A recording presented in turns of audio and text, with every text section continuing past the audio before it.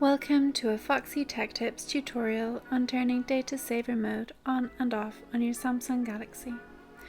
If you find this tutorial helpful, please consider subscribing to my channel and liking the video. Open the Settings app on your phone. In Settings, tap on Connections. In the connection settings, tap on Data Usage.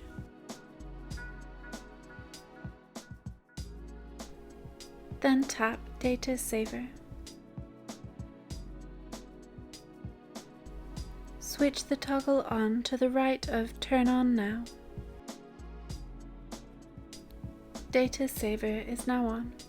You can tap Allowed to use data while Data Saver is on, if you would like certain apps to keep using background data, even when Data Saver is on. There will be a few apps with this switched on by default. Switch the toggle on to the right of the apps that you would like to be allowed to use background data when Data Saver is switched on.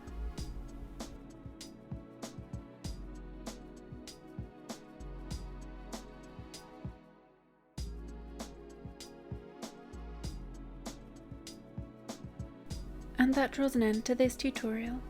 Please like the video if you found it helpful, and subscribe to Foxy Tech Tips for more Samsung tips and tricks.